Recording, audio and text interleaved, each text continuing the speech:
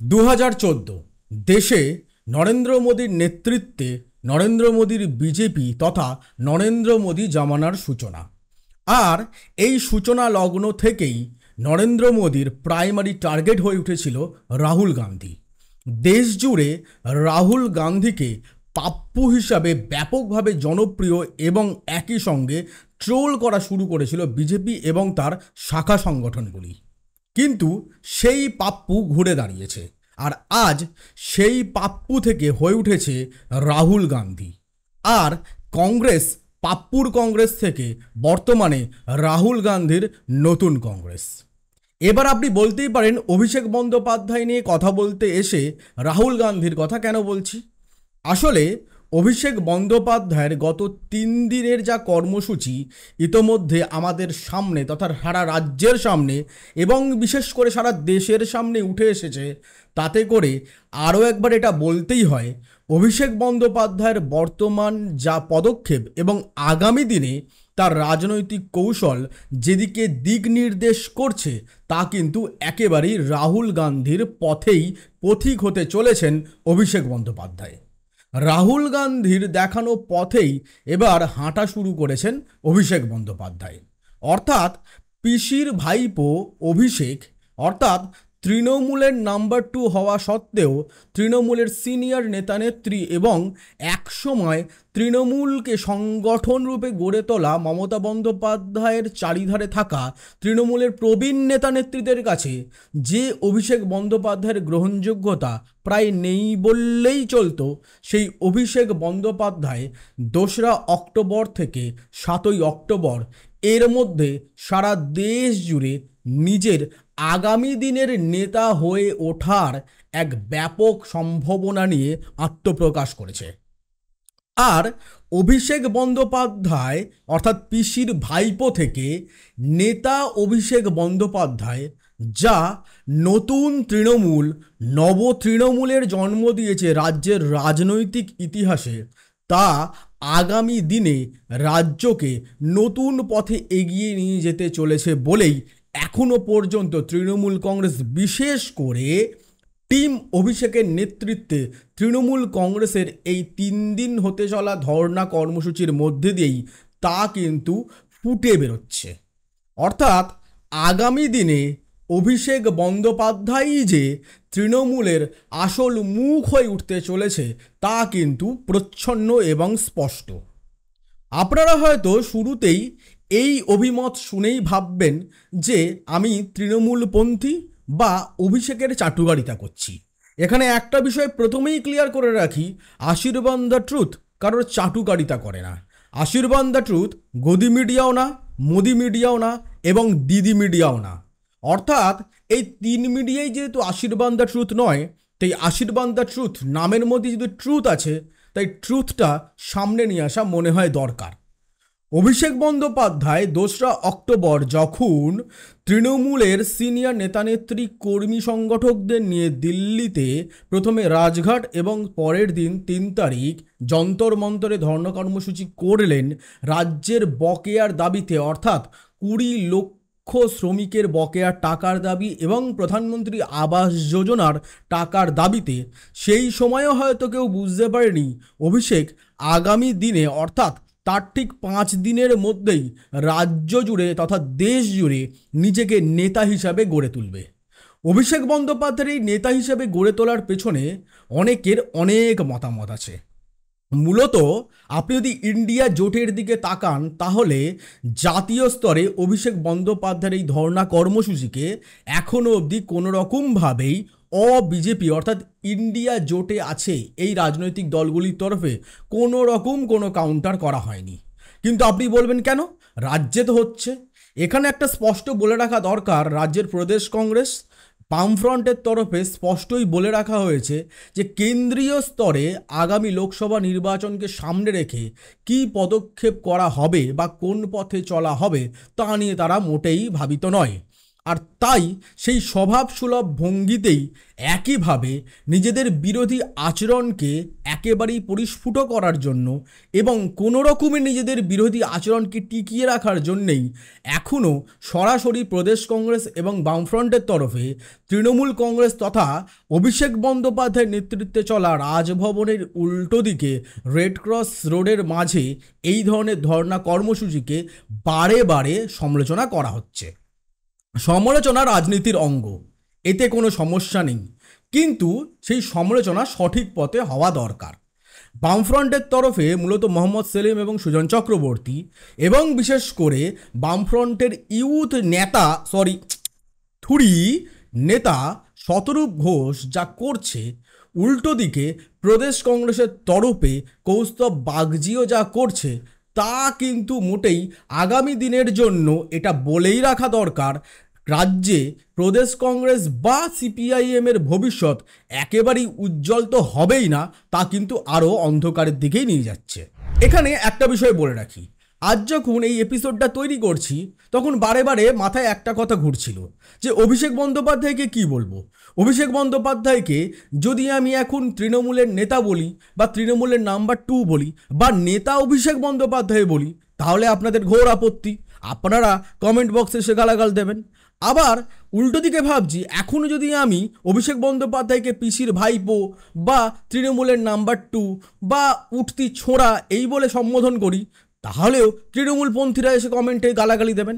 কমেন্টে আপনারা দুপক্ষই গালাগাল দিতে পারেন, কিন্তু উট পাখির মতন বালিতে মুখ ঢুকিয়ে সত্যিকে অস্বীকার করা মনে হয় বর্তমান পশ্চিমবঙ্গের রাজনীতিতে দাঁড়িয়ে করা যাবে না। এবার আসি অভিষেকের প্রসঙ্গে। অভিষেক বন্দ্যোপাধ্যায় 2 তারিখ যখন রাজ্যের দাবি দাওয়া নিয়ে দিল্লির দরবারে গেলেন এবং সেখানে কেন্দ্রীয় কৃষি প্রতিমন্ত্রীর দফতরে 3 তারিখ ঘন্টার পর ঘন্টা অপেক্ষা করার পর একেবারে ঘাড় ধাক্কা দিয়ে টেনে হিচড়ে পুলিশ যেভাবে ভ্যানে তাদের তুলে তাদের ধর্ণা কর্মসূচি অর্থাৎ কৃষি ভবনের ভেতরেই শুরু হয়ে যাওয়া অভিষেকের নেতৃত্বে তৃণমূলের ধর্ণা কর্মসূচিকে জলে মিশিয়ে দিল, তারপর লোকে ধরে নিয়েছিল হয়তো অভিষেক রাজ্যে ফিরে অন্য কোনো পথে হাঁটবেন। কিন্তু 3 তারিখে অভিষেক স্পষ্ট করেছিলেন রাজ্যে এসে তিনি রাজভবনের উল্টো দিকে ধর্ণা কর্মসূচি শুরু করবেন।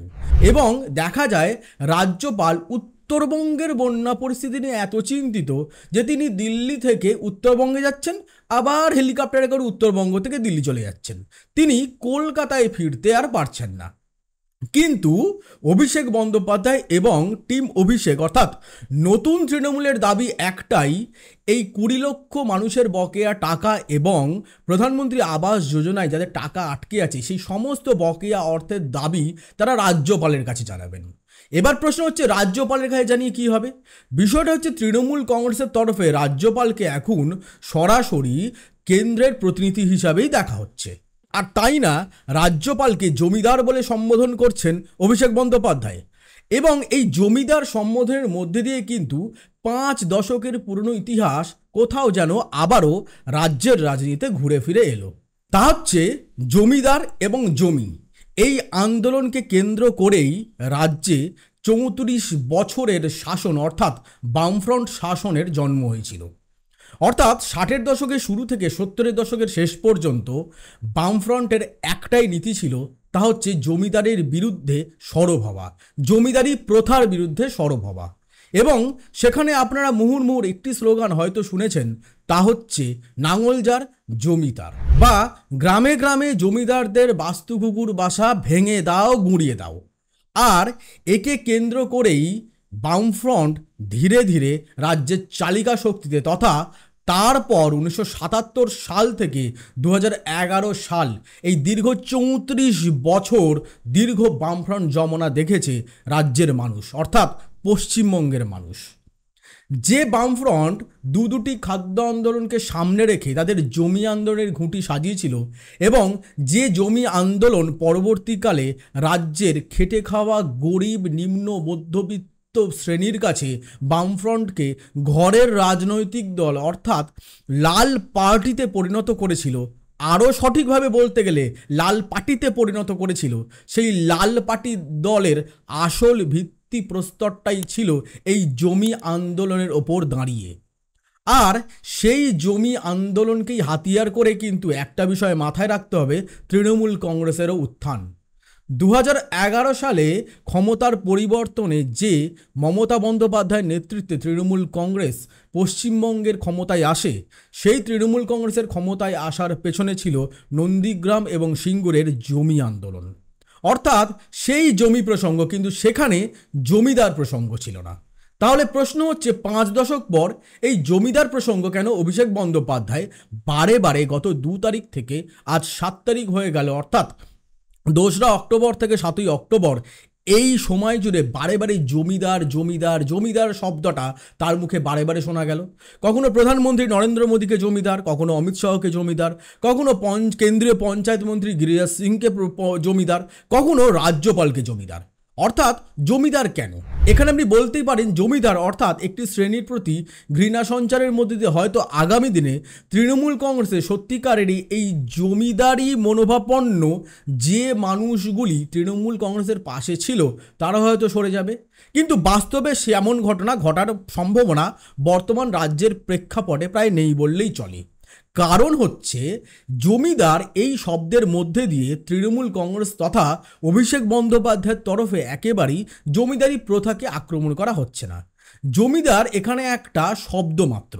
আসলে সঠিক শব্দ সামন্তপ্রভু বললে মনে হয় ভালো হতো, কিন্তু হয়তো শব্দ চয়নে ভাটা পড়েছে বা কম পড়িয়াছে, তাই এখানে জমিদার শব্দ সামনে এসে গেছে।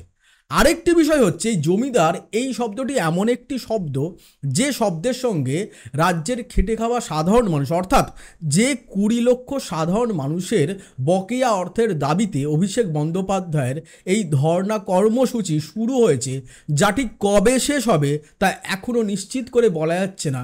খোদ অভিষেক বন্দ্যোপাধ্যায়ও যার শেষ কবে হবে তা বলতে পারছেন না।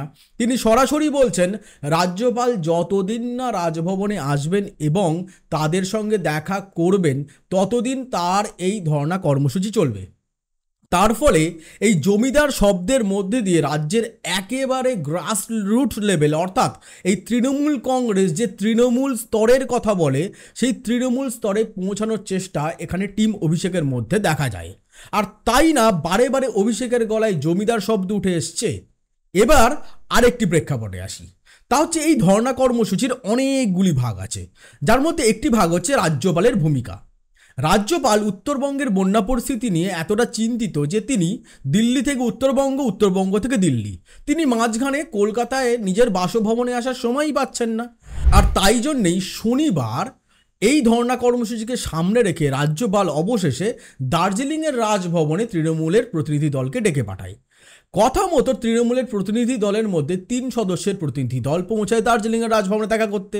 সেখানে রাজ্যের পঞ্চায়েত মন্ত্রী এবং 2 সাংসদ কল্যাণ বন্দ্যোপাধ্যায় এবং মহুয়া মৈত্র ছিলেন।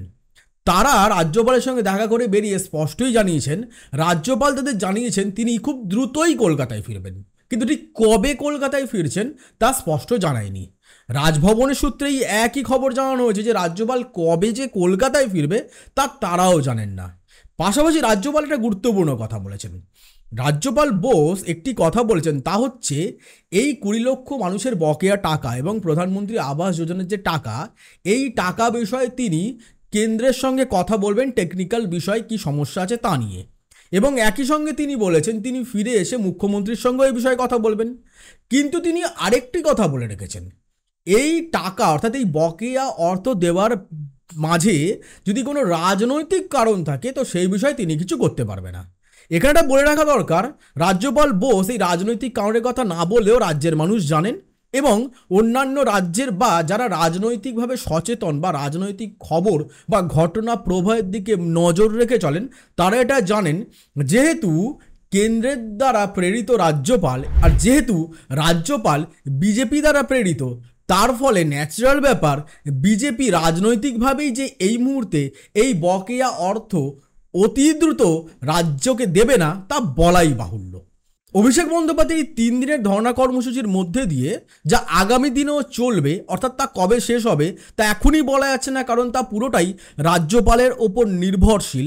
তাই সেখান থেকে দাঁড়িয়ে আপাতত এই 3 দিন অর্থাৎ বৃহস্পতি, শুক্র এবং শনিবার অভিষেক বন্দ্যোপাধ্যায়ের নেতৃত্বে যে তৃণমূল কংগ্রেসের ধর্ণা কর্মসূচি চলছে, তাতে একটা বিষয় স্পষ্ট, এই 3 দিনে অভিষেক বন্দ্যোপাধ্যায় নিজেকে পিসির ভাইপো থেকে তৃণমূলের নাম্বার 2, তার চেয়েও বলে রাখা ভালো হবে তা হচ্ছে তৃণমূল নেতা, আগামী দিনে তৃণমূলের চালক, তৃণমূলের ভরকেন্দ্র অভিষেক হিসাবেই একেবারেই স্থাপিত করেছে তৃণমূলের ভরকেন্দ্রে। আর সেখান থেকে দাঁড়িয়ে অভিষেক বন্দ্যোপাধ্যায় যেভাবে একবজ্ঞা একরোখা মনোভাব নিয়েছেন এই রাজ্যের বকেয়া টাকার দাবিতে, তা কিন্তু তাকে আগামী দিনের মাইলেজ দেবে। এখানে আরেকটা বিষয় বলে রাখা দরকার, তা হচ্ছে চলতি মাসের শুরুতেই ইডির তরফে অভিষেক বন্দ্যোপাধ্যায়কে তলব করা হয়েছিল এবং তখন তিনি ছিলেন দিল্লির ধর্ণা কর্মসূচিতে। এবার একবার ভেবে দেখুন, সিপিআইএম অর্থাৎ রাজ্যের বামফ্রন্ট, প্রদেশ কংগ্রেসের তরফে বারে বারে একটা কথা বলা হচ্ছে যে ইডি সিবিআই এর তরফে অভিষেক বন্দ্যোপাধ্যায়কে অতিরিক্ত রাজনৈতিক মাইলেজ দেওয়া হচ্ছে এবং তাকে ক্রমশ নেতা বানিয়ে দেওয়া হচ্ছে। অভিষেক বন্দ্যোপাধ্যায়কে নেতা বানানোর পেছনে যদি এরা দুজন দায়ী হয়, তাহলে অবশ্যই তার চেয়েও আগে দায়ী হয়ে উঠবে সুকান্ত মজুমদারের নেতৃত্বে রাজ্যের বিজেপি।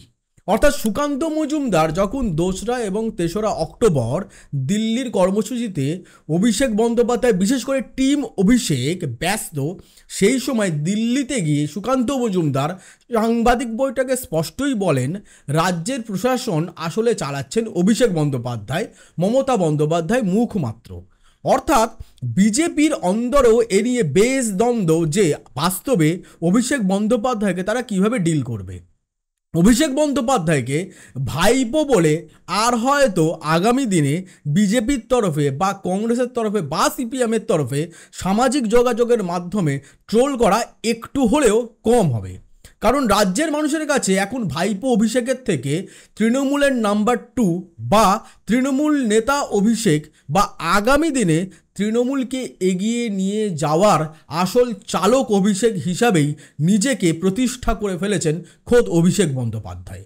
এর পেছনে যেমন বিরোধী রাজনৈতিক দলগুলিও থাকে, তেমন অনেকটা অভিষেক বন্দ্যোপাধ্যায় নিজের ক্রেডিবিলিটিও আছে।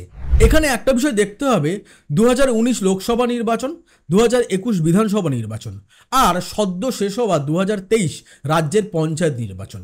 তিনটি নির্বাচনে অভিষেক বন্দ্যোপাধ্যায় যেভাবে রাজ্য জুড়ে তৃণমূল কংগ্রেসকে নেতৃত্ব দিয়েছে এবং ব্যাপকভাবে প্রচার অভিযানে নিজের পা মিলিয়েছে, নিজেকে সরব রেখেছে এবং মানুষের কাছে পৌঁছে যাবার চেষ্টা করেছে, তার মধ্যে দিয়ে গত 4 বছরে অবশ্যই এখনো পর্যন্ত অভিষেক বন্দ্যোপাধ্যায় নিজেকে তৃণমূল নেতা হিসাবে তথা তৃণমূলের অন্যতম প্রধান মুখ হিসেবে প্রতিষ্ঠা করে ফেলেছে। আর তাই না বৃহস্পতি এবং শুক্রবার যে অনেক সিনিয়র তৃণমূলের লিডাররা অভিষেকের ধর্ণা মঞ্চে উপস্থিত হননি, তারা শনিবার গিয়ে সকলে উপস্থিত হয়েছেন। সকাল থেকে রাজভবনের গেটের সামনে অভিষেক বন্দ্যোপাধ্যায়ের নেতৃত্বে তৃণমূল কংগ্রেসের এই ধর্ণা কর্মসূচি সারা দেশের সমস্ত সংবাদ মাধ্যমের সমস্ত রাজনৈতিক দলের স্পটলাইটে এসে গেছে। এর মধ্যে একটা মজার ব্যাপার হয়েছে, তা হচ্ছে অভিষেক বন্দ্যোপাধ্যায় এদিন ধর্ণা কর্মসূচিতে সরাসরি সুকান্ত মজুমদারের ফোন নাম্বার ঘোষণা করে দিয়েছেন। অর্থাৎ একসময় তৃণমূল থেকে বিজেপিতে যাওয়া, ফের বিজেপি থেকে তৃণমূলে ফিরে আসা রাজীব বন্দ্যোপাধ্যায়কে দিয়ে সুকান্ত মজুমদারের দুটি ফোন নাম্বার অভিষেক বন্দ্যোপাধ্যায় মঞ্চে দাঁড়িয়ে ঘোষণা করেছেন। লক্ষ্য একটাই, সুকান্ত মজুমদার যে সাংবাদিক বৈঠকে দাবি করেছেন যে তিনি একটা ফোন করলে রাজ্যের এই 2000 কোটি টাকা বকেয়া এক তুড়িতে কেন্দ্র সরকার পাঠিয়ে দেবে, সুকান্ত মজুমদারের বলা সাংবাদিক বৈঠকের সেই কথাকে হাতিয়ার করেই এবার অভিষেক দাবার অন্য আরেকটি চাল খেললেন। তা হচ্ছে তিনি স্পষ্টই বলেছেন যে রাজ্যের যে 20 লক্ষ মানুষ এই বকেয়া টাকা পাননি শ্রমের পরেও, তারা যেন সুকান্ত মজুমদারের এই দুটি নাম্বারের মধ্যে ফোন করে তার কাছে নিজেদের বকেয়া অর্থ চেয়ে নেন এবং তিনি বারে বারে অ্যাপিল করেছেন তারা যেন মার্জিত ভদ্র ভাষায় কোনো কুমন্তব্য না করেন। এটা আমাদেরও একটা বড় ব্যাপার। দেখুন, আমাদেরও ফোন করে অনেকেই গালাগাল দেন, প্লিজ গালাগালটা দেবেন না, ভালোভাবে বলতেই পারেন, আমার সমালোচনা করুন, আমাকে বলতেই পারেন এটা ঠিক করেননি, এটা ভুল করছেন, ওটাও ঠিক হয়নি, আপনি কেন চাটুকারিতা করেন, তার হয়ে কেন কথা বলছেন, বলতেই পারেন। কিন্তু যেভাবে বাবা মা তুলে গালাগাল দেন, বিশেষ করে আমার সংবাদ মাধ্যমের বিভিন্ন বন্ধুরা বিভিন্ন আউটপুট এইটারদের পরামর্শ অনুসারে যেভাবে আমাকে বিভিন্নভাবে হুমকি দেয় এবং গালাগাল দেয়, সেটা বন্ধ করলে আমার মনে হয় ভালো হয়। এবার সে ঠিক আছে, তারা বন্ধ নাই বা করতে পারে, আসি অভিষেকের পর্যায়ে। এবার এই যে নাম্বার ঘোষণা হয়েছে তা কিন্তু নজিরবিহীন। রাজীব বন্দ্যোপাধ্যায় যখনই নাম্বার ঘোষণা করে তার মধ্যে দিয়ে বলা যায় অভিষেক বন্দ্যোপাধ্যায় ধর্ণা কর্মসূচির তৃতীয় দিন মাস্টার স্ট্রোক খেলে দিয়েছে। একই সঙ্গে কেন্দ্রীয় কৃষি প্রতিমন্ত্রী আজ কলকাতায় এসেছিলেন। তিনি বিজেপির পার্টি অফিসে অর্থাৎ নিউ টাউনের পার্টি অফিসে তিনি বসে সাংবাদিক বৈঠক করেন এবং তিনি বলেন 3 তারিখ তিনি দিল্লির অফিসে টানা 2.5 ঘন্টা তৃণমূল প্রতিনিধি দলের সঙ্গে দেখা করার জন্য অপেক্ষা করেছেন, কিন্তু তারা তাদের নাটক চালিয়ে গেছেন।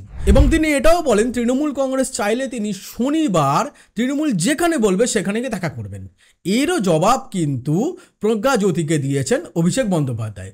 তিনি বলেছেন যখন 3 তারিখ আমরা দেখা করতে গেলাম তখন তিনি দেখা করলেন না, এখন তিনি বাংলার মানুষ যেহেতু তাদের সামনে মাথা নত করবে না, বিশেষ করে বিজেপি এই ধর্ণা কর্মসূচি এবং আগামী দিনে তৈরি হতে চলা এই আন্দোলনকে দেখে ভয় পেয়েছে, তাই তড়িঘড়ি কেন্দ্রীয় কৃষি প্রতিমন্ত্রী নিজে ছুটে এসছেন কথা বলতে। আর তাই অভিষেক বন্দ্যোপাধ্যায় স্পষ্ট বলেছেন তিনি রাজভবনে আসুন, রাজভবনে গিয়ে তার সঙ্গে দেখা করবেন। উল্টো দিকে যখন এই রকম অভিষেক বন্দ্যোপাধ্যায়ের তরফে তৃণমূলের অন্দরে এবং বাংলার রাজনীতিতে নতুন করে 24-এর লোকসভা নির্বাচনের আগে শান দেওয়া শুরু করেছে টিম অভিষেকের উল্টো থেকে যখন রাজ্যের বঙ্গ বিজেপির নেতা সুকান্ত মজুমদার প্রায় হাল ধরে রাখতে পারছেন না, তখন শেষমেশ আসরে নেমেছেন শুভেন্দু অধিকারী, অর্থাৎ সেই শুভেন্দু অধিকারী যে নারদা কাণ্ডে ঘুষ নিতে গিয়ে ধরা পড়েছিল এবং সে এখন একেবারে স্বচ্ছ প্রতিমূর্তি, তার কোনো দুর্নীতি নেই, সে ঘুষ নেন না, সে চুরি করেন না। তো সেই শুভেন্দু অধিকারী পাল্টা অভিষেক বন্দ্যোপাধ্যায়কে বলেছেন তিনি 20 লক্ষ মানুষকে যেমন বলেছেন সুকান্ত মজুমদারকে ফোন করে নিজেদের বকেয়া টাকা চাইতে, তিনি পাল্টা বলেছেন যে সমস্ত মানুষেরা তাদের ন্যায্য অধিকার থেকে বঞ্চিত হয়েছেন এই ধরনের 1 লক্ষ মানুষ নিয়ে তারা মিটিং মিছিল করবেন কলকাতার রাজপথে। এখন দেখার বঙ্গ বিজেপির নেতা সুকান্ত মজুমদার যখন বঙ্গ বিজেপির নৌকার হাল প্রায় ধরেই রাখতে পারছেন না, সেই সময় শুভেন্দু অধিকারী কতটা সেই নৌকার হাল ধরে বঙ্গ বিজেপিকে কোনো রকমে নদীতে ভাসিয়ে রাখে। পাশাপাশি এটাও দেখার আছে রাজভবনে মিস্টার বোস রাজ্যপাল কবে ফেরেন। আবার এটাও দেখার আছে ভাইপো অভিষেক থেকে নেতা অভিষেক হয়ে ওঠা অভিষেক বন্দ্যোপাধ্যায় আগামী দিনে এই নেতৃত্বের ভার কতটা নিজের কন্ট্রোলে রাখতে পারেন। কারণ তৃণমূল কংগ্রেসের অন্দরে কিছুই প্রেডিক্ট করা সম্ভব না। বিশেষ করে অভিষেক বন্দ্যোপাধ্যায় যতই নিজের মার্জিত স্বচ্ছ ভাবমূর্তি জনগণের সামনে ধরে রাখার চেষ্টা করুন না কেন, তৃণমূলের অন্দরে যেভাবে বিভিন্ন পর্যায়ে গোষ্ঠীদ্বন্দ্ব আছে তা কিন্তু আগামী লোকসভা নির্বাচনের আগে অল্প হলেও বেশ চিন্তার। একইভাবে বঙ্গ বিজেপির অন্দরের গোষ্ঠীদ্বন্দ্ব তো ছড়াছড়ি, তৃণমূল কংগ্রেসের অন্দরের গোষ্ঠীদ্বন্দ্বের জায়গায় বঙ্গ বিজেপির বর্তমানের যা অবস্থা তা কিন্তু তৃণমূল কংগ্রেসের এই 3 দিনের ধর্ণা কর্মসূচির জেরে বঙ্গ বিজেপির একটি পদক্ষেপেই স্পষ্ট। কংগ্রেস অর্থাৎ প্রদেশ কংগ্রেসের অবস্থা নিয়ে কোনো কথাই বলা আমার মনে হয় এই মুহূর্তে খুব একটা দরকার নেই। আবার উল্টো দিকে বামফ্রন্ট বিশেষ করে রাজ্যের সিপিআইএমের তরফে যেভাবে সুজন চক্রবর্তী, মোহাম্মদ সেলিম এবং যুব নেতা শতরূপ ঘোষ যেভাবে লাফালাফি ঝাপাঝাপি করছে, তাতে করে একটা বিষয় বারে বারে মনে হচ্ছে রাজভবনের উল্টো দিকে অভিষেকের নেতৃত্বে টিম অভিষেক রামলীলা করছে না, মনে হয় বাংলার রাজনৈতিক মঞ্চে বরাবরের মতন সেই সিপিআইএমের তরফেই রামলীলার নামে হনুমান নৃত্য চলছে। আর এই হনুমান নৃত্য সিপিএম যে আগামী 24 লোকসভা নির্বাচনের আগে আরোই বাড়াবে তা বলে রাখাই দরকার। তাহলে এখন দেখার অভিষেক বন্দ্যোপাধ্যায় সামনে রবিবার, সোমবার, মঙ্গলবার কবে রাজ্যপাল আসে এবং কত দিন অভিষেক বন্দ্যোপাধ্যায়ের নেতৃত্বে তৃণমূলের এই ধর্ণা কর্মসূচি চলে তাই এখন দেখার। পাশাপাশি আর একটা বিষয় এদিন শতাব্দী স্পষ্ট বলেছেন যে অভিষেকের নেতৃত্বে যে আন্দোলন তৃণমূল কংগ্রেস শুরু করেছে সেই আন্দোলন আরও বড় আকার ধারণ করবে যখন জননেত্রী অর্থাৎ তৃণমূল কংগ্রেসের প্রধান সুপ্রিমো মমতা বন্দ্যোপাধ্যায় ধর্ণা কর্মসূচিতে উপস্থিত হবেন। স্পেন সফর থেকে ফিরে তার পায়ে পুরনো চোটে আবার চোট লাগার ফলে তিনি আহত এবং আগামী 10-15 দিন তাকে যেহেতু একেবারেই রেস্ট নিতে বলে, তার ফলে কালীঘাটের বাসভবন থেকেই তৃণমূল নেত্রী সমস্ত কাজকর্ম সামলাচ্ছেন। এখন দেখার সেই 10 দিন প্রায় শেষ হতে চলল। এবার রাজ্যপাল যদি না ফেরে তাহলে তৃণমূলেই ধর্ণা কর্মসূচি চলবে। আর অভিষেকেরই ধর্ণা কর্মসূচিতে যদি তৃণমূল নেত্রী স্বয়ং উপস্থিত হয়ে যান তাহলে অভিষেক বন্দ্যোপাধ্যায়ের যে ব্যাটন এখন এক হাত আছে সেই ব্যাটন কিন্তু দু হাত আকার নেবে। আর তখন রাজ্যের অন্দরে এটা বলে রাখাই ভালো, বঙ্গ বিজেপি, প্রদেশ কংগ্রেস এবং সিপিএম এই তিন দলের আরও চাপ বাড়বে এবং একই সঙ্গে আগামী লোকসভা নির্বাচনকে সামনে রেখে ইন্ডিয়া জোটে তৃণমূল কংগ্রেসের ভর আরও বৃদ্ধি পাবে।